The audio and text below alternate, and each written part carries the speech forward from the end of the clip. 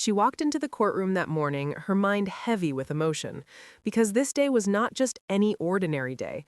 This day marked the beginning of a journey that would change her life forever. She was a woman of courage, integrity, and unwavering commitment to the truth, even when the world around her tried to silence her. She had once held an influential position as an executive at one of the largest financial institutions in the country, a position that many people would only dream of attaining. But she had never pursued that position for ego or prestige. She had pursued it because she wanted to make a difference, to use her skills and her knowledge for good. She believed in ethical leadership and in the principle that people in influential roles had a responsibility to act with honesty and transparency. Her name was Eileen Foster. She had worked for Countrywide and later at Bank of America during the merger. She had risen through the ranks to become the Executive Vice President of Fraud Risk Management and later Senior Vice President of Mortgage Fraud Investigations. She saw patterns of wrongdoing, massive, widespread systemic fraud that threatened not just the integrity of the company, but the livelihoods and futures of ordinary people who trusted the financial system. She did not discover minor discrepancies. She uncovered massive, unsafe lending practices that were part of a systemic problem that would later contribute to the global financial crisis. She was not ignorant of the consequences of speaking the truth. She understood the risks involved in exposing wrongdoing, especially in powerful institutions. But her conscience did not allow her to remain silent. She believed that when the truth was at stake, especially when it impacted ordinary citizens, the ethical responsibility to speak out was not optional. She compiled evidence, meticulously documenting fraudulent home loan practices and irregularities. She prepared detailed reports and raised concerns internally, with the belief that the leaders of the institution would act responsibly. They would address the issues and protect their customers and shareholders. But her hope was met with resistance. She was told to remain quiet. She was told that raising concerns could damage the company image. She was warned that disrupting the status quo could create conflict. She was pressured to suppress her findings because powerful executives feared the consequences of exposing the truth. But her conscience did not allow her to retreat. She believed that transparency, accountability, and honesty were more important than corporate image, and she pushed forward, refusing to yield to pressure. She documented everything she saw, every email, every conversation, every piece of evidence she gathered with unwavering dedication. She believed deeply that truth would triumph even in the face of immense resistance. She knew that speaking the truth would cause tension. She knew that powerful people might resist change. She also knew that ordinary people could be hurt by unethical practices if the truth remained hidden. She tried to raise internal concerns. She wrote reports. She insisted that senior leadership review the evidence, but she encountered systematic resistance. Every attempt to address the issues was met with dismissal and denial. Senior executives sidestepped her concerns and avoided confronting the problematic practices that she had uncovered. She watched with disbelief as reports were altered, suppressed, and misrepresented. She felt a growing sense of moral obligation because the evidence was clear, yet it was being ignored. She knew that if the truth was buried, the repercussions would be devastating, not just for the company, but for the economy and for ordinary families who are being sold unsafe loans. She continued to persist despite the pressure she faced. She believed that in a system that valued ethical conduct, those in power would address the wrongdoing once presented with the facts. But that was not the reality she faced. In September 2008, after repeatedly raising concerns and being ignored, she was terminated. Her employment was abruptly ended. She felt shock, disbelief, and a deep sense of betrayal because she knew she had acted with integrity and in the best interests of the institution she had served her entire career. She had not acted out of self-interest. She had acted out of moral obligation. But the company saw her refusal to stay silent as a threat to their image and their bottom line. She was offered payment in exchange for her silence. They tried to convince her to walk away quietly and accept a compensation if she agreed to keep silent about what she had uncovered. But she refused. She believed that truth was not something to negotiate. She believed that protecting the public interest and upholding ethical behavior mattered more than financial compensation. She refused the offer. She filed a complaint under the Sarbanes-Oxley Act, taking action against Bank of America and Countrywide. She filed a whistleblower complaint, arguing wrongful termination, retaliation, and violation of employee protection provisions of the law. She sought justice not only for herself, but for the countless homeowners and ordinary citizens who were affected by the fraudulent practices that she had exposed. She believed that the legal system would recognize her rights and that justice would prevail. She gathered her evidence, organized her documents, and prepared herself for a long legal battle. It was not an easy decision, but she knew it was the right one. She was not just fighting for herself, she was fighting for the principle that no one should be retaliated against for speaking the truth and standing for ethical conduct in the face of wrongdoing. The legal process began with complexity, uncertainty, and stress, but she faced it with determination, courage, and unwavering belief that truth and justice were on her side. She stood firm in her conviction and prepared to take the truth into the courtroom. She faced countless moments of self-doubt. She questioned her decision. She wondered if the legal battle would ever end, if the truth would ultimately be heard, if justice would truly prevail. But every time self-doubt crept into her mind, she reminded herself why she had taken this path. She reminded herself that the evidence was clear, that ordinary people deserved to know the truth, and that she had a duty to uphold ethical conduct even when it was difficult. She found strength in remembering the people who had been harmed by fraudulent lending practices, the families who lost their homes, the retirees who saw their savings collapse, and the employees who suffered the consequences of the financial crisis. She knew that her battle was part of a larger struggle for accountability, transparency, and justice. As she prepared herself mentally for the courtroom battles ahead, she did not know how long the legal process would take. She did not know if the judge and jury would see the truth the way she did, yet she felt a deep sense of purpose.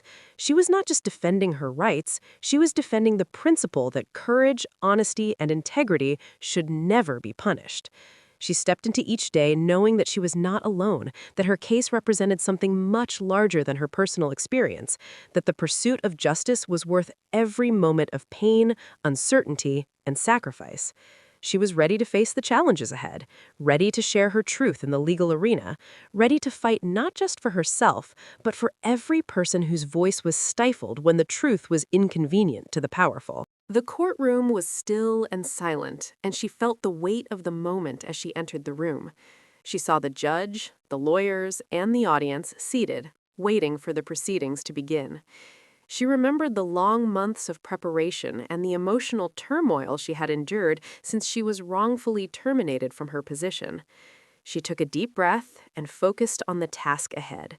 She knew that telling the truth and presenting her evidence clearly and confidently was the only path forward. She had endured sleepless nights reviewing documents, organizing witness statements, and preparing to explain complex financial details in a way that the court could understand. She had to translate years of experience in fraud risk management into a narrative that would resonate with the judge and jury. She knew that the legal battle would not be easy, but she was prepared to face it with unwavering determination. Her lawyer stood up and began presenting the case, detailing how she had uncovered systemic fraudulent practices within Countrywide and later Bank of America, and how her attempts to raise internal concerns were ignored and suppressed. The lawyer explained how she was terminated in retaliation for reporting wrongdoing and how this violated whistleblower protection laws. Her legal team argued that the company had violated the Sarbanes-Oxley Act, which was designed to protect employees from retaliation when they reported misconduct and fraud. She listened intently as her lawyer described the timeline of events, the key pieces of evidence, and the testimonies of colleagues who supported her account. Each piece of evidence and every testimony was meticulously documented, organized, and authenticated to ensure credibility and reliability. She watched as charts, spreadsheets, and memos were introduced into evidence, demonstrating the irregular lending patterns that she had uncovered, patterns of risky loans, inadequate documentation, and unsafe mortgage approvals. These things were not random mistakes. They were part of a widespread practice that contributed directly to the housing crisis and left countless homeowners in financial ruin. When she was called to testify, she stood confidently before the judge and jury and began detailing her experience. She spoke about the moment she first discovered the fraudulent practices, the volume of unsafe loans, and how she had immediately raised her concerns with senior management. She explained how she had repeatedly been dismissed, ignored, and how her warnings were brushed aside. Her voice was steady and clear as she recounted the factual details. She explained not only what she had discovered, but why she believed it was important to raise alarm. She emphasized that her actions were motivated by a deep ethical obligation to protect homeowners, shareholders, and the integrity of the financial system. She explained how she had carefully documented each concern and had diligently followed internal reporting procedures because she believed in due process and responsible corporate governance. The opposing lawyers attempted to challenge her credibility. They questioned her motivations, suggested that she had misunderstood the data or misinterpreted common business practices, and implied that her assertions about fraud were exaggerated or subjective. They attempted to portray her as a person who was overly cautious or overly emotional about her interpretations, but she remained composed and answered every question with clarity and consistency. She provided precise factual responses and referred directly to the documented evidence she had collected. She did not become angry or defensive. Instead, she remained calm, professional, and focused on presenting the unvarnished truth. She understood that emotional outbursts could be misrepresented. The judge allowed the attorneys on both sides to present their arguments, ask questions, and provide rebuttals, and each moment of cross-examination was a test of her resilience. Her lawyer stood beside her, offering support and reinforcing key points when necessary, and she felt a quiet confidence knowing that she had done everything possible to prepare for this moment. As the trial progressed, more witnesses were called, many of them former colleagues who corroborated her accounts. They testified that they had seen her raise concerns. They explained how internal reports had been amended, suppressed, or ignored, and how instructions had been given to dismiss alarming documentation. They spoke about the culture within the organization that prioritized profits, reputation, and market stability over transparency and ethical reporting. They explained how their own attempts to raise concerns were discouraged or rebuffed, and how the environment created fear, retaliation, and silence. Their testimonies added weight, depth, and perspective to her case because they were not solely focused on her experience. They illuminated systemic issues within the institution that made her concerns legitimate, credible, and compelling. She felt a mixture of fatigue and resolve as the trial continued. She knew that each witness, each document, and each testimony contributed to a larger narrative that revealed the truth about the corporate culture and the ramifications of ignoring ethical concerns. She listened carefully to the testimonies and felt both gratitude and sorrow, because while the support of her colleagues validated her experiences, it also reminded her of the broader human cost of these practices. Ordinary people who trusted the system lost homes, savings, and security as a result of unsafe loans and poor oversight. She felt the weight of responsibility not only to herself, but to the people whose lives were affected by these practices, and she reaffirmed her commitment to the truth, no matter how difficult or painful that truth might be for those implicated in the case to hear. Her lawyers stood up and began presenting the case, emphasizing that the facts were clear, that her termination was not based on poor performance, misconduct, or misunderstanding. Rather, it was retaliation for fulfilling her duty to report significant risks and unethical practices.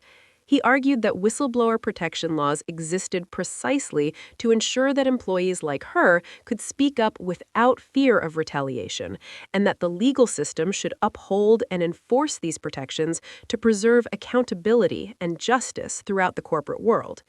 He highlighted the importance of the case to set a precedent that employees courageously reporting genuine concerns could rely on legal safeguards, and that corporations must be held accountable for retaliation that undermines ethical conduct and transparency. The judge and jury deliberated, taking their constitutional duty seriously, considering the extensive evidence, the credible testimonies, and the compelling narrative that had been presented over the course of the trial. She waited outside the courtroom, pacing slowly, feeling a mixture of tension, fear, hope, and resolve. She thought about how far she had come. Waves of memories passed through her mind. The dismissals, the threats, the legal fees, the sleepless nights, and the emotional weight of carrying the truth. She reminded herself that no matter the outcome, she had already demonstrated profound courage and integrity by not retreating from the truth and by standing firm in her convictions. She waited patiently, knowing that the legal process would take its course and that justice should be based on evidence, not emotion.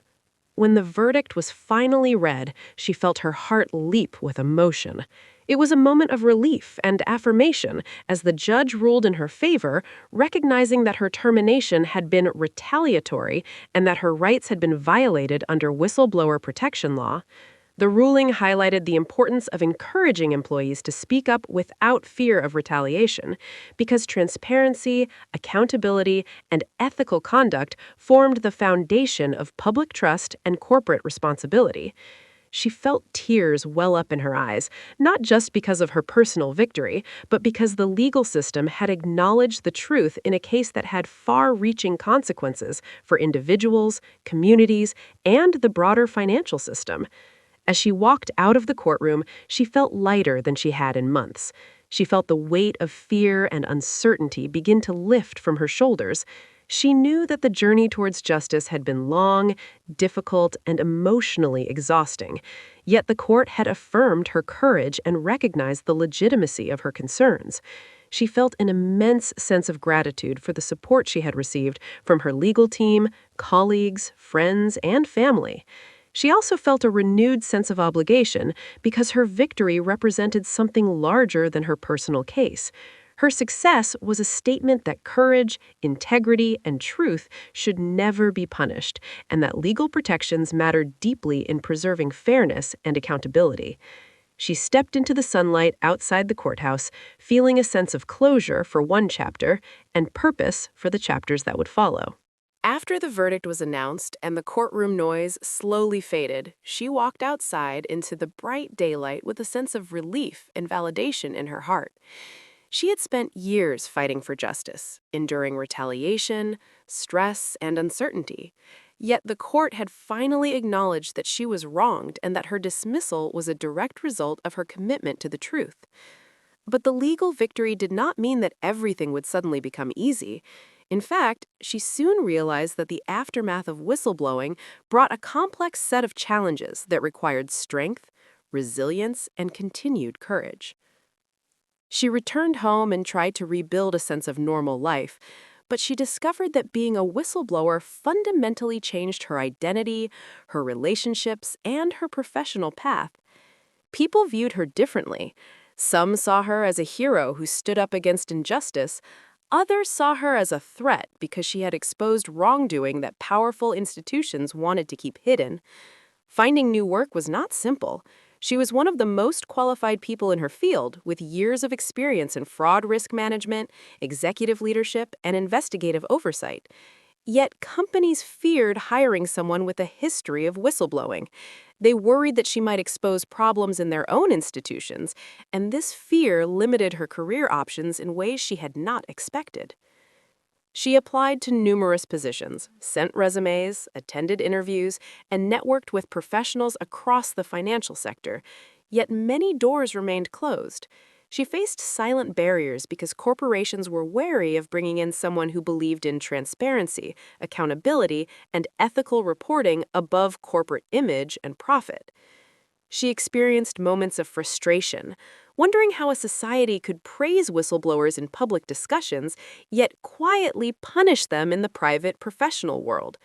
She felt the weight of isolation, trying to find her place in an industry that valued her skills but did not want her presence. Despite these obstacles, she refused to accept defeat. Her purpose was not solely tied to a corporate position. Her purpose was tied to truth and responsibility. She began speaking publicly about systemic fraud, corporate accountability, and the protections needed for whistleblowers.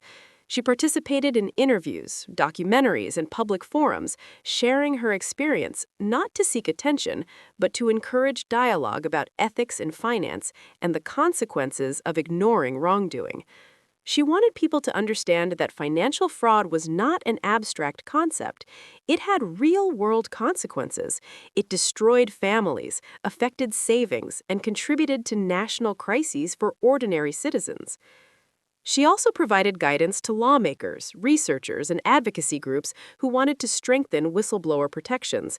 She found purpose in helping others who faced retaliation for speaking the truth. She listened to their stories, offered advice, and helped them navigate complex legal and emotional battles. She understood that many whistleblowers faced financial hardship, psychological trauma, and professional exile. Yet they continued to speak out because their conscience would not allow them to stay silent. During one gathering at an academic institution, she addressed a room full of students and scholars. Her voice carried strength as she explained how systemic fraud contributed to the financial crisis and how internal warnings were ignored. She emphasized that the collapse of integrity inside powerful institutions not only harms the institutions themselves, but the entire society. She explained that ethical leadership is not optional in high-stakes environments, it is essential. She received applause, yet she also noticed students asking how someone could recover professionally after whistleblowing. She answered with honesty, saying that the world praises truth in theory, but often punishes truth in practice, and that was exactly why people needed to change the culture of retaliation into a culture of accountability. At home, she reflected on her life and her choices. She remembered nights spent reviewing documents, nights spent crafting reports, nights spent testifying, and nights spent worrying about financial survival.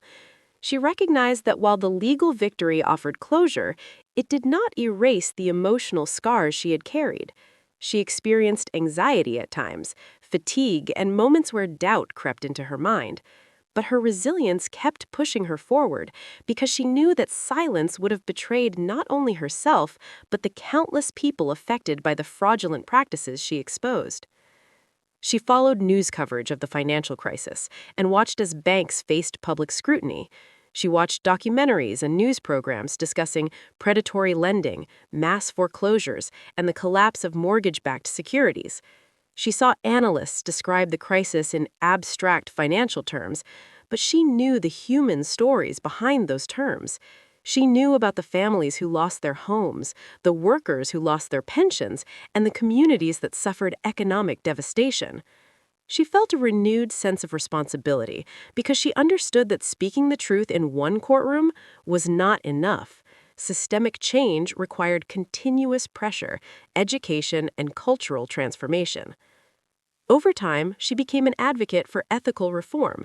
Her testimony was requested in policy hearings, and her expertise was valued in discussions about financial regulation. She provided detailed explanations of how to detect fraud, how to build internal accountability systems, and how to protect employees who reported wrongdoing. She emphasized that fraud did not thrive due to lack of knowledge, it thrived due to lack of will to confront unethical practices. She challenged leaders to shift their priorities from profit at any cost to sustainable, trustworthy, and responsible operations. During panel discussions, she met other whistleblowers from different industries. Some came from healthcare, others from defense technology or environmental sectors, and she found solidarity among them because they all understood the silent suffering that came from speaking the truth. They discussed retaliation, smear campaigns, intimidation, and emotional strain. She learned that the experience of whistleblowing transcended industries because at its core, the conflict was always between truth and the desire of powerful groups to conceal wrongdoing. They shared stories, exchanged advice, and supported one another, forming a network of resilience that helped them cope with the aftermath of their battles. She also spent time supporting younger professionals who were entering the finance industry. She encouraged them to uphold ethics, even when pressured to ignore red flags. She reminded them that ethical courage often came at a cost, but that cost was worth paying when the alternative meant allowing harm to go unchallenged. She told them that society needed people with integrity inside powerful institutions, because without them, ordinary citizens bore the consequences of corruption and negligence. She spoke of courage not as an extraordinary trait, but as a choice that ordinary people make when they refuse to compromise their values. Her advocacy gradually gained recognition. Journalists invited her to contribute insights, writers referenced her case in books and documentaries, and academics cited her experiences in research about corporate culture and regulatory failure. Yet she remained humble and focused because she had never sought fame or praise. Her goal was to create a world where people could report wrongdoing without losing their careers, their income, or their peace of mind. She believed that true justice was not only won in courtrooms, but in the transformation of systems, practices, and cultural norms. Years after her courtroom victory, she looked back at her journey with a mix of pain and pride. She had lost her job, her stability, and her old professional identity, but she had gained something far more important. She had gained clarity, purpose, and a deep understanding of how fragile truth becomes when institutions prioritize silence over honesty. She realized that her journey was not only about fighting retaliation, it was about demonstrating that one individual could challenge powerful systems and create ripple effects that led to greater awareness, accountability, and reform. The financial world continued to evolve, regulatory frameworks changed, and institutions slowly adopted stronger oversight practices. But she knew that the work was far from finished. She understood that systemic corruption did not vanish overnight. It required constant vigilance and the willingness of people to speak out when they witnessed wrongdoing. She continued her advocacy, knowing that the truth needed voices and that voices needed protection. As she prepared for the next chapter of her life, she felt a renewed sense of direction. She embraced the role of educator, advocate, and ethical leader. She taught people that the measure of integrity was not simply what one said, but what one was willing to risk for the sake of truth. She helped build support systems for future whistleblowers, encouraged legislative reform, and contributed to a growing culture that valued transparency and accountability. Her journey demonstrated that justice was not a destination, but an ongoing commitment. And although she paid a heavy price for her honesty, she transformed her struggle into a beacon for others, showing that even when powerful institutions retaliate, the truth can still find a way to prevail and inspire change across generations. With each passing month, her role as an advocate for truth and accountability grew stronger and more defined. She found herself invited to conferences, universities, policy forums, and media interviews, where she discussed not only her personal experience, but the wider dangers of unchecked corporate misconduct. She believed deeply that societies depended on people who were willing to confront difficult truths, even when it was inconvenient, uncomfortable, or dangerous. She viewed whistleblowing not as an act of rebellion, but as an act of civic responsibility that protected institutions and the public from harm. One day, she received an invitation to speak at a large conference focused on the future of financial regulation and ethical banking. Leaders, regulators, journalists, and scholars from around the world were attending the event. She felt a familiar mix of nerves and resolve as she prepared her remarks. She wanted to speak to the heart of the issue, focusing not only on the technical aspects of fraud, but on the moral dimension that defined her journey. She believed that misconduct thrived in environments where integrity was treated as optional rather than essential, so she framed her speech around courage, responsibility, and the consequences of silence. When she stepped onto the stage, she saw rows of faces looking back at her, some curious, some skeptical, and some deeply supportive.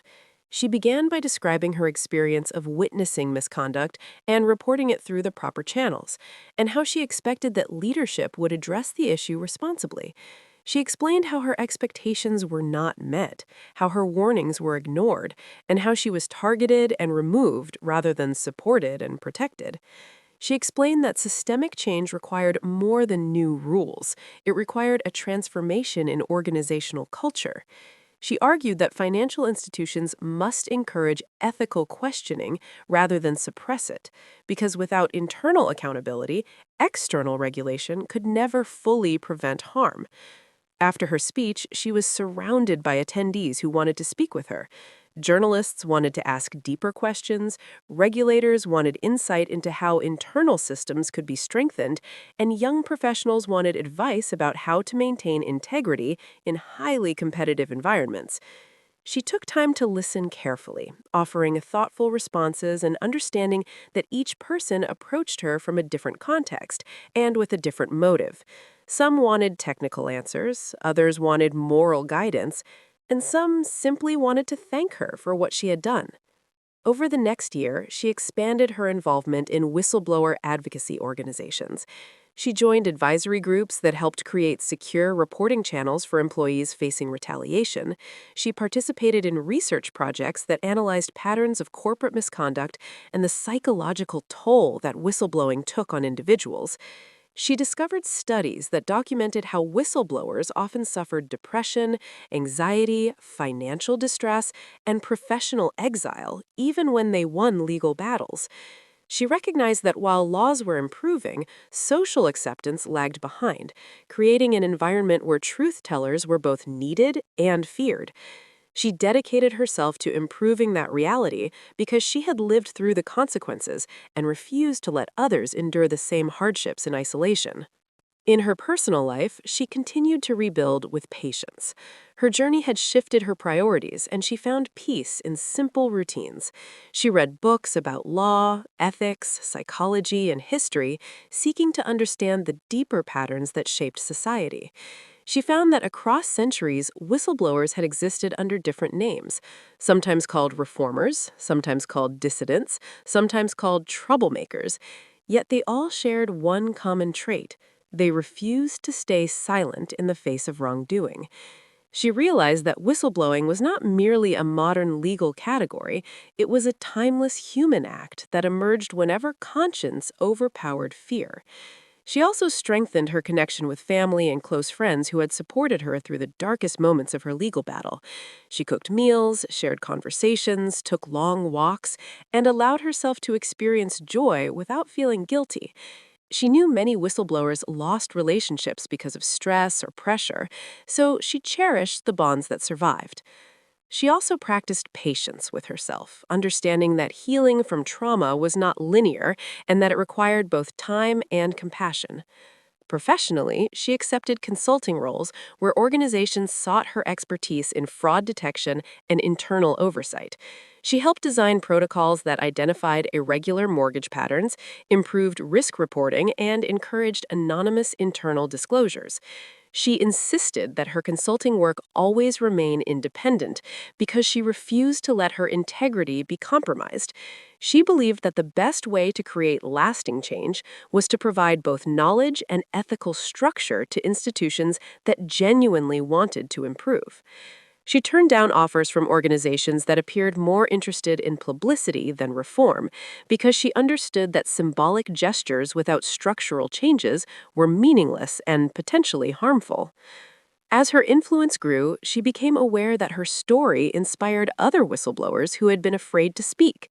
She received emails, letters, and messages from people across different sectors describing misconduct in their workplaces. Some described environmental violations, others described healthcare fraud, and others described financial manipulation. She could not legally advise every person, but she offered support, compassion, and guidance about legal resources. She directed them to protection programs, journalists, and nonprofit organizations that specialized in whistleblower rights. She understood that information could save careers and sometimes even lives, so she made herself available within reasonable limits to those who sought her help. One day, she received an invitation to testify before a government committee focused on strengthening whistleblower protections and financial oversight. She saw it as a profound opportunity to help shape policy so that future truth tellers would not endure the same hardships. She prepared meticulously, gathering documented examples not only from her case, but from others who faced retaliation. She demonstrated how weak internal controls allowed misconduct to flourish and how retaliation discouraged transparency. She proposed reforms, including secure reporting channels, anti retaliation penalties, and support systems for employees facing professional exile. The committee members listened carefully, asking follow up questions about feasibility and implementation. She answered with precision and honesty, and when the hearing ended, she felt that her voice had contributed to a broader movement toward reform. Meanwhile, the financial world continued to evolve, and she watched new scandals emerge involving fraud, market manipulation, and unethical banking practices. Each scandal reminded her that the struggle for accountability was never truly finished. She did not feel satisfaction at these revelations, but concern, because she understood how many people could be harmed. She continued educating the public through interviews, articles, and speaking engagements so that ordinary citizens could understand the mechanisms of fraud and recognize the importance of ethical oversight. At home, she reflected on how her life had changed from an executive managing fraud risk at a major institution to a public figure advocating for integrity and accountability. She recognized that whistleblowing had cost her a traditional career path, but opened a path that aligned with her values in a deeper and more meaningful way. She found that sometimes people are pushed out of doors not to end their journey, but to redirect it toward a calling they never expected. She found gratitude in that realization because it allowed her to reclaim power over her narrative. Instead of defining herself by what she lost, she defined herself by what she stood for. As years passed, she continued to build a legacy of advocacy, expertise, and courage, and younger professionals increasingly viewed her as a pioneer rather than a cautionary tale. And this shift in perception encouraged her because it indicated that culture was slowly changing. People were beginning to value integrity as an asset rather than a liability. She hoped that one day whistleblowers would not need to fear retaliation because organizations would learn that listening to warnings was smarter than silencing them. She envisioned a future in which transparency was rewarded and misconduct was confronted rather than concealed. That vision became her motivation in every speech she delivered, every interview she gave, and every workshop she conducted. She believed that while individual victories were important, systemic victories were essential, and she was determined to contribute to that transformation because she knew that truth required defenders, and defenders required protection, and protection required cultural and legal commitment from society. After her appearances at conferences and policy forums, she realized that her journey was entering a new phase, one that required more than just speaking about her experience. It required creating structures, support networks, and educational initiatives to help others who might face retaliation for speaking the truth. She began planning workshops, seminars, and mentoring programs aimed at employees, managers, and students alike. She wanted people to understand the mechanics of fraud, the importance of internal reporting channels, and how to protect themselves when they observed wrongdoing. She believed that education was a form of empowerment, and that knowledge, coupled with courage, could change the culture of entire organizations. She started collaborating with nonprofit organizations that focused on whistleblower protections, corporate ethics, and regulatory compliance. Together, they designed materials, guides, and frameworks that could be distributed to companies across different sectors. She personally reviewed case studies, anonymized examples of fraud and retaliation, and ensured that the lessons were practical, actionable, and based on real experience. She wanted participants to understand the emotional, professional, and legal consequences of standing up for truth. She incorporated exercises on documenting irregularities, communicating effectively, and seeking legal counsel.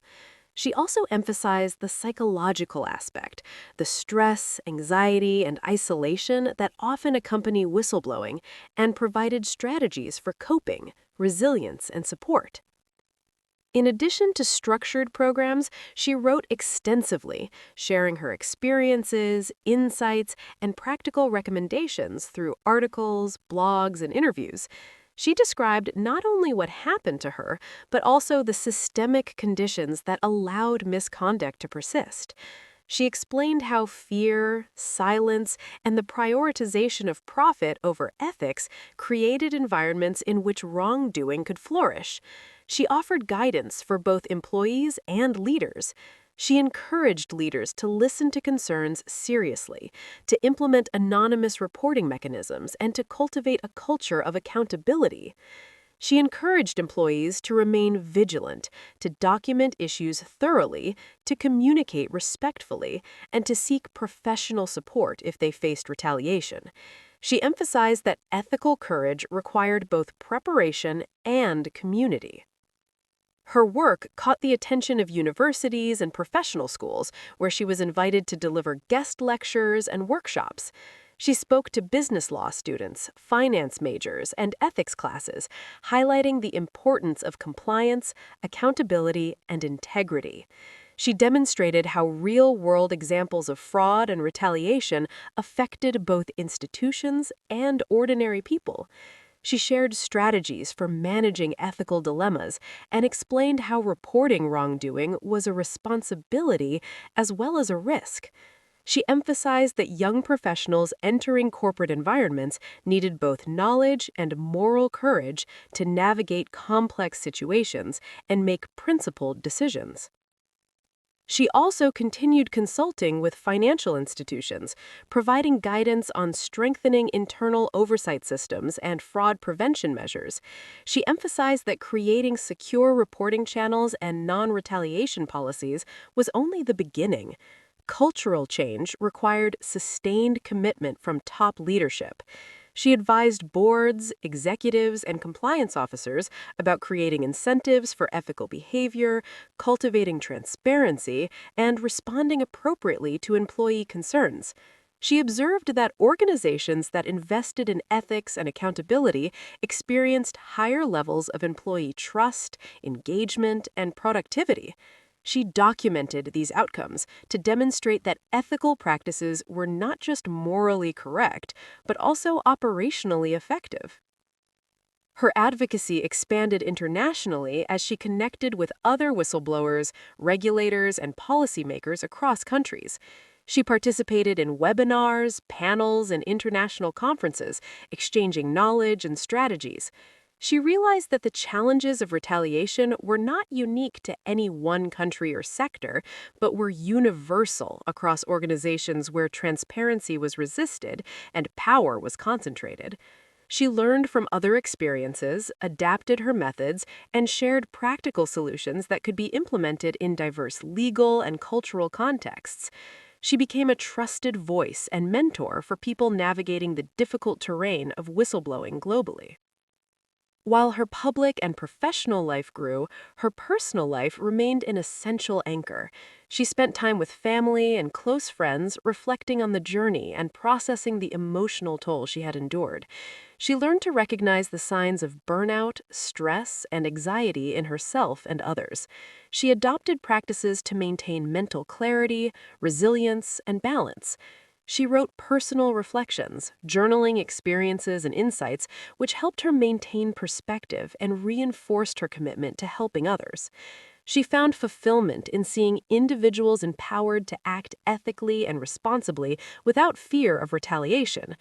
She understood that while legal victories were important, the ongoing work of building supportive, ethical cultures required sustained attention, compassion, and effort.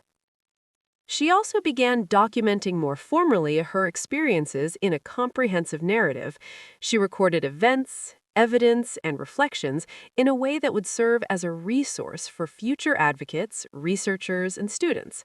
She included guidance on internal investigation processes, documentation techniques, legal protections, and emotional coping strategies. She wanted her work to be accessible, practical, and inspiring. She believed that real-life examples carried more weight than abstract theory, and that stories of courage could motivate cultural change more effectively than any regulation or memo. Her impact became evident as organizations began to adopt stronger internal controls, better oversight, and more robust employee protection measures. She observed improvements in reporting practices, accountability, and compliance. She saw employees more willing to raise concerns and management responding more thoughtfully. Her consultations and workshops influenced corporate policies, regulatory recommendations, and educational curricula. She recognized that her work was contributing to a systemic shift in how institutions approached ethics, transparency, and accountability. The cumulative effect of her advocacy efforts extended far beyond her personal experience, demonstrating that one person's courage could catalyze wide-scale change. Through mentoring, she developed long-lasting relationships with younger professionals seeking guidance, navigating ethical challenges. She advised them on documenting misconduct, communicating concerns effectively, and building support networks. She emphasized that whistleblowers needed both courage and preparation, and that legal protection alone was insufficient. She encouraged them to share experiences, support one another, and cultivate resilience because cultural transformation depended on both individual action and collective awareness.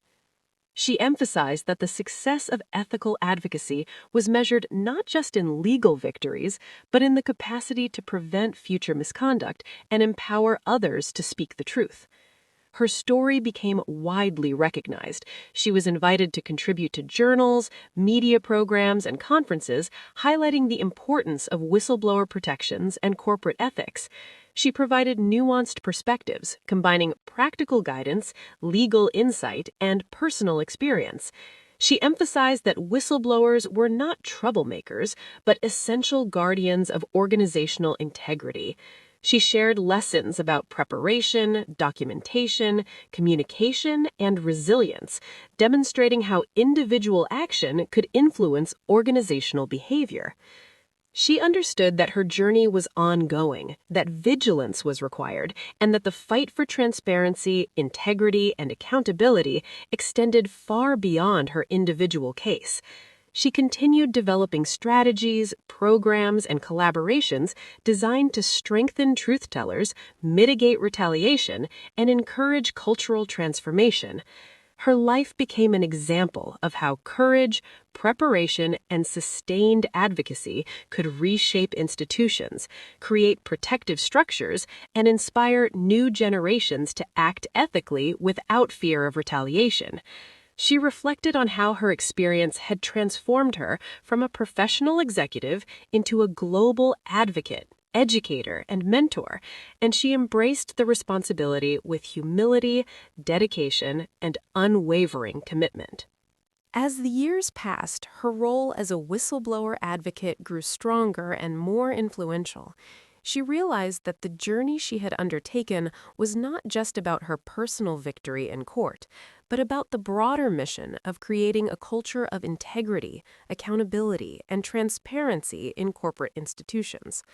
She devoted herself to building networks, support systems, and educational initiatives that could empower employees to speak out without fear. She believed that systemic change required both individual courage and collective support, and that every voice mattered in transforming organizational culture. She began working with legal experts, policymakers, regulators, and nonprofit organizations to develop training programs and resources for companies around the world. She provided detailed guidance on creating secure reporting mechanisms, anti-retaliation policies, and effective internal investigation procedures.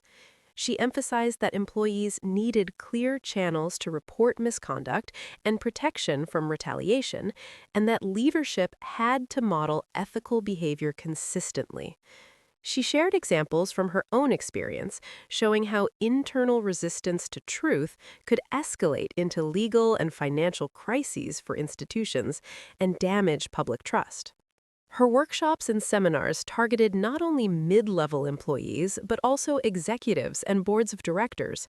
She explained that ethical lapses often started at the top, and that leaders had a responsibility to foster environments in which transparency was rewarded rather than punished. She provided practical exercises for managers on recognizing warning signs, handling complaints sensitively, and ensuring that employees felt safe reporting wrongdoing. She stressed that ethical culture required more than policy documents. It required sustained attention, communication, and accountability at every level. She also developed mentorship programs, connecting experienced professionals with younger employees navigating ethical dilemmas. She offered guidance on documenting irregularities, communicating concerns effectively, and maintaining emotional resilience. She emphasized that preparation was as important as courage, and that a whistleblower's ability to survive retaliation depended both on legal knowledge and a supportive network. She encouraged mentorship relationships so that employees could share experiences, learn from others, and feel less isolated when making difficult ethical decisions. In addition to professional initiatives, she expanded her influence through writing and media engagement. She contributed articles, interviews, and opinion pieces analyzing systemic issues in corporate culture, fraud, and retaliation. She illustrated how real-world examples affected ordinary people. She highlighted the human impact of unethical practices, including lost savings, foreclosures, damaged reputations, and emotional distress. She believed that educating the public and raising awareness was as important as legal victories, because informed citizens could demand accountability and encourage institutions to act ethically. Her advocacy reached international audiences as she participated in global conferences, webinars, and advisory panels. She shared her expertise with professionals across sectors, including finance, healthcare, government, and environmental organizations. She highlighted the universal challenges whistleblowers faced, the psychological and professional costs of reporting misconduct, and the legal protections necessary to safeguard them. She collaborated with international organizations to share best practices, create cross-sector support networks, and influence policy frameworks that encouraged transparency and reduced retaliation. While her public and professional life flourished, she remained mindful of the personal toll her journey had taken. She dedicated time to her own well-being, practicing self-care, mindfulness, and reflection. She maintained close relationships with family and friends who had supported her throughout her legal battle and advocacy work. She recognized that resilience required balance and that sustained advocacy could only continue if she cared for her mental, emotional, and physical health. She reflected on her transformation from an executive in a major financial institution to a global advocate, mentor, and educator. She understood that her personal experience had prepared her uniquely to support others and inspire cultural change. She also focused on research and documentation, recording detailed case studies of whistleblower experiences, systemic fraud, and retaliation patterns. She collaborated with academic institutions to provide material for courses on ethics, corporate governance, and public policy. Her work emphasized practical solutions rooted in real-world experience. She provided students and professionals with insight into how to detect irregularities, report concerns safely, and understand the consequences of unethical corporate behavior. She highlighted the importance of preparation, courage, and community support for individuals standing up for truth. Her efforts had tangible impact as organizations began implementing stronger compliance systems, secure reporting channels, and non-retaliation policies. She observed a gradual cultural shift in some institutions, with employees feeling more confident to raise concerns and leadership taking ethical considerations seriously. She documented improvements in transparency, accountability, and employee engagement, and shared these outcomes widely to demonstrate that ethical practices benefited both individuals and organizations. Her work provided a roadmap for how courage and advocacy could lead to meaningful systemic change. She continued mentoring aspiring professionals, whistleblowers, and advocates, providing guidance on legal frameworks, ethical decision-making, and emotional resilience. She emphasized that speaking truth to power required both bravery and strategic planning. She encouraged mentees to document concerns carefully, seek allies, and access legal resources while maintaining personal well-being. She viewed mentorship as a multiplier effect, enabling one person's experience to support the growth and courage of many others. In her public engagement, she contributed to policy discussions, advocating for stronger protections and support for whistleblowers. She highlighted gaps in existing legislation, the challenges employees faced in reporting misconduct, and the societal benefits of encouraging transparency. She worked with lawmakers, regulators, and advocacy groups to propose practical measures, such as anonymous reporting systems, whistleblower support funds, and education programs for employees and management. She stressed that legal protections alone were insufficient. Cultural acceptance and institutional commitment were equally important. She also remained active in media discussions, analyzing emerging cases of corporate misconduct, fraud, and unethical practices. She drew parallels with her own experience, emphasizing the importance of early detection, internal reporting, and ethical leadership. She used her platform to educate the public, reinforce the value of accountability, and inspire other employees to act courageously. Through all these efforts, she recognized that her journey was ongoing, that vigilance and persistence were necessary to protect truth-tellers and advance ethical practices. She understood that systemic change required long-term commitment and that the impact of her advocacy extended far beyond her personal legal victory. She felt a sense of responsibility to continue supporting whistleblowers, building resources, educating the public, and promoting institutional reform. She embraced her role as a leader, mentor, and educator, knowing that every action she took could empower others and strengthen ethical culture.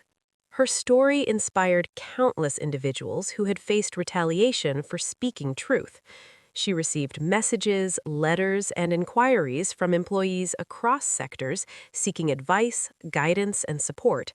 She responded with care, providing practical recommendations and encouragement. She emphasized the importance of preparation, documentation, support networks, and legal guidance. She reinforced the idea that courage, coupled with knowledge, could enable employees to navigate retaliation safely and continue contributing to organizational and societal integrity. Her continued work demonstrated that a single individual's commitment to truth could generate wide-reaching influence. She transformed personal adversity into systemic advocacy, educational initiatives, and global mentoring programs. She understood that the value of speaking truth extended beyond individual cases. It could reshape organizational norms, influence policy, and encourage a culture that prioritized integrity, accountability, and transparency. She dedicated herself fully to this mission, knowing that the journey of a whistleblower did not end with legal victory, but continued in shaping ethical culture and protecting those who followed in their footsteps. As the years unfolded, she realized that her journey as a whistleblower and advocate was coming full circle. She had transformed from a professional executive who faced retaliation into a global educator, mentor, and leader, inspiring countless individuals to stand up for truth and integrity.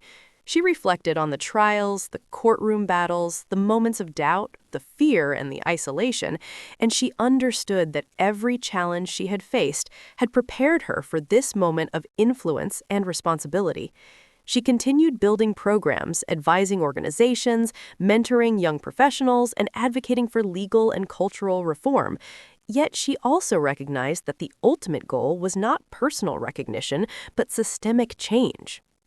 She continued expanding her mentorship programs, connecting experienced professionals with employees across sectors who faced ethical dilemmas and potential retaliation.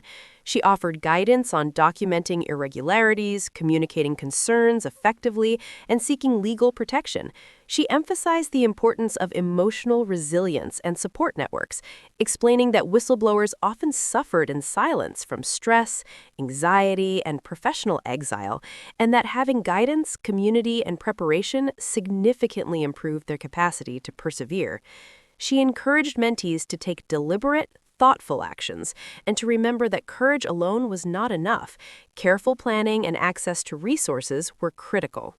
Her public speaking engagements increased as she participated in conferences, universities, policy forums, and media interviews. She shared her story and analyzed broader trends in corporate misconduct, fraud, and retaliation. She emphasized that while laws could provide protection, cultural change was equally important. Employees needed to feel safe raising concerns, and leaders needed to model transparency and accountability. She highlighted the human impact of unethical practices, including lost livelihoods, financial hardship, and emotional trauma, and she demonstrated how early intervention, ethical oversight, and responsive leadership could prevent systemic damage. In addition to her mentoring and public speaking, she contributed to research initiatives and published case studies documenting patterns of misconduct, fraud, and retaliation across industries. She collaborated with academic institutions and nonprofit organizations to provide evidence-based recommendations for improving internal reporting systems, whistleblower protections, and corporate ethics programs.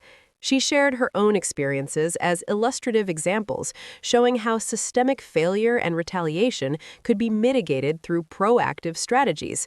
She emphasized that education, awareness, and preparation were key to empowering employees and transforming organizational culture.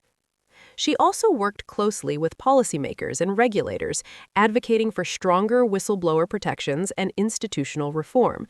She highlighted gaps in existing legislation and practical challenges faced by employees attempting to report misconduct. She recommended measures including anonymous reporting channels, support programs for employees facing retaliation, timely investigations, and enforcement mechanisms that ensured accountability. She explained that without these protections, employees would continue to fear speaking out, and that organizations would remain vulnerable to fraud, misconduct, and reputational harm.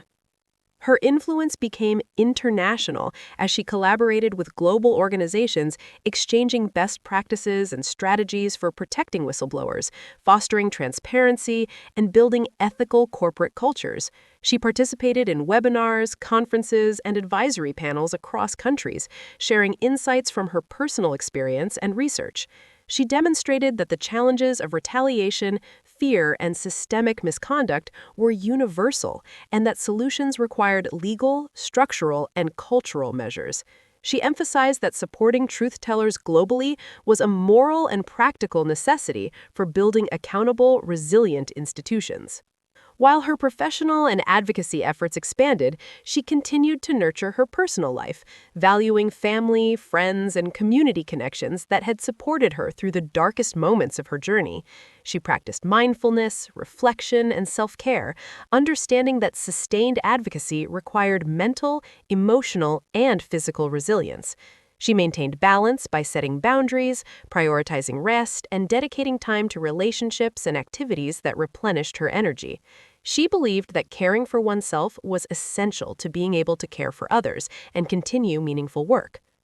Her writing continued to reach wide audiences as she published essays, articles, and opinion pieces on ethics, accountability, and transparency. She explained complex topics in ways that were accessible and practical. She shared lessons learned from her experiences, emphasizing preparation, documentation, communication, and emotional resilience. She highlighted systemic challenges and practical solutions for employees, managers, and policymakers.